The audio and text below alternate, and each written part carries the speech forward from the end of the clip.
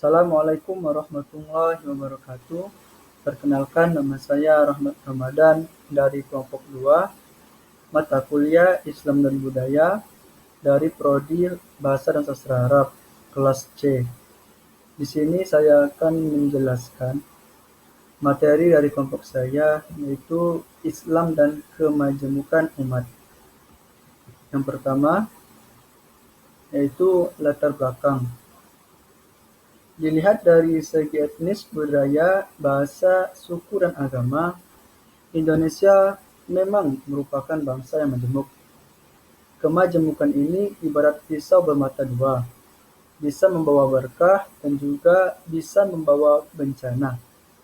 Kapan kemajemukan bisa membawa berkah dan kapan juga kemajemukan bisa membawa bencana amat tergantung pada cara bangsa Indonesia menyikapi kemajemukan itu. Akan tetapi, mengingat mayoritas penduduk Indonesia adalah Muslim, maka sikap dan cara pandang umat Islam terhadap kemajemukan menjadi sangat penting karena akan memiliki dampak yang signifikan bagi Indonesia secara keseluruhan. Manakala umat Islam memandang kemajemukan sebagai sesuatu yang positif, maka pandangan itu akan memberikan kontribusi yang penting bagi terwujudnya kemajemukan yang bisa membawa rahmat.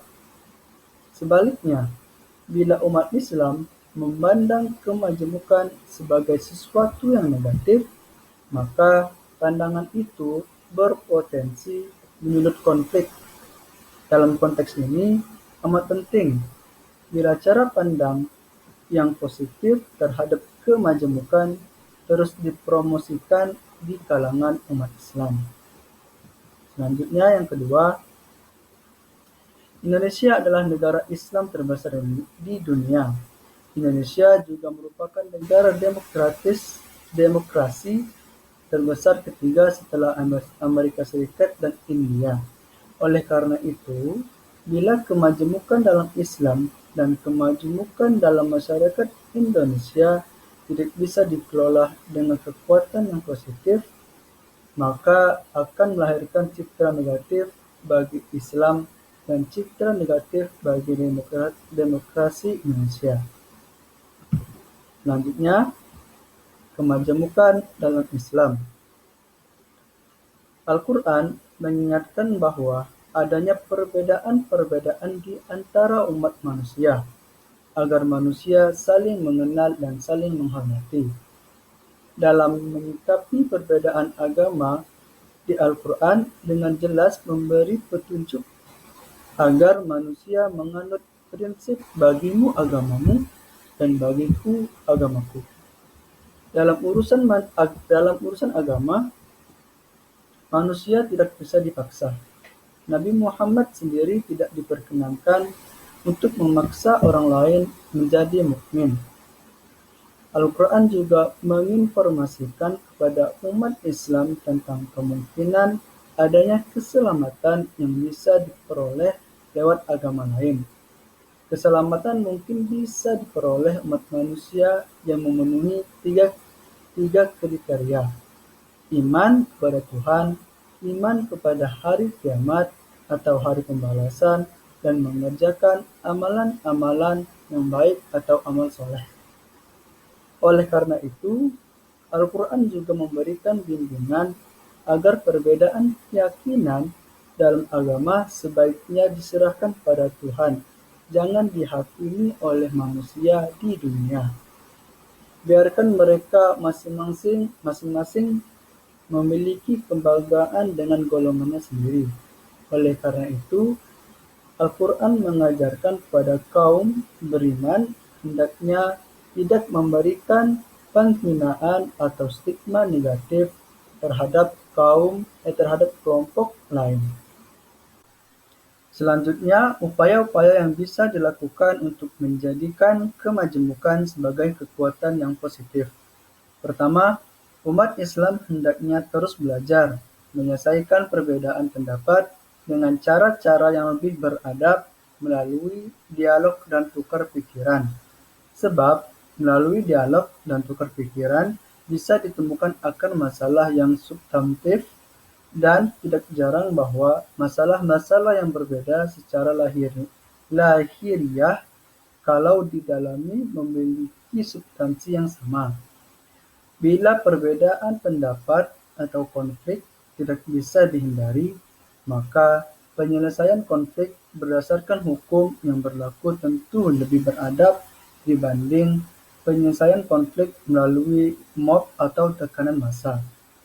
Yang kedua, bangsa Indonesia, khususnya umat Islam, perlu mendorong tumbuhnya demokrasi yang sehat, di mana kebebasan berpendapat, berekspresi benar-benar dijamin dan tidak ada diskriminasi berdasarkan